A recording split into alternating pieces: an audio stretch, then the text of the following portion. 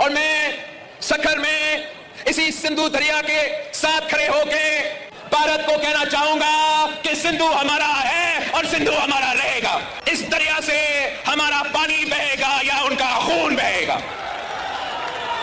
পাকিস্তানের সিন্ধ প্রদেশে বর্তমানে আতঙ্ক ছড়িয়ে পড়েছে, কারণ ভারত ইন্দাস ওয়াটার ট্রিটিকে সমসাময়িকভাবে সাসপেন্ড করে দিয়েছে। গতকালকে বিলাবল ভুট্টো প্রকাশ্যে হুমকি দিয়েছে ভারতকে। সে বলেছে সিন্ধ নদীর মধ্যে জল বইবে, না হলে ভারত কিন্তু রক্ত বইবে। এই ইন্দাস নদী হচ্ছে পাকিস্তানের সিন্ধ প্রদেশের জীবনরেখা। এখনো পর্যন্ত সিন্ধ প্রদেশে জল সংকট তো আগে থেকেই ছিল, কারণ পাকিস্তানের পাঞ্জাব প্রদেশই এই নদীর অধিকাংশ জলকে ব্যবহার করে ফেলে। যার ফলে ভারত যদি এই জলকে বন্ধ করে দেয়, যার ফলে সিন্ধ প্রদেশ মারাত্মকভাবে জল সংকটের মুখে পড়বে। পাকিস্তান সরকার পাঞ্জাবের মধ্যে নতুন ক্যাডেট প্রকল্প শুরু করতে চাইছে, কিন্তু সেটা যদি তৈরি হয় তাহলে সিন্ধ প্রদেশের অবস্থা আরো খারাপ হয়ে যাবে। পাকিস্তানের ভেতরেই এই জল বিভাজন নিয়ে দুই প্রদেশ আলাদা হতে চলেছে। ভারত যদি বিশ্বমঞ্চের সামনে সিন্ধের জনগণকে বুঝিয়ে দিতে পারে তাদের আসল সমস্যা ভারত নয়, বরং পাকিস্তানের পাঞ্জাব প্রদেশ হচ্ছে তাদের আসল সমস্যা, তাহলে পাকিস্তান ডিস্টেবিলাইজ হয়ে যাবে।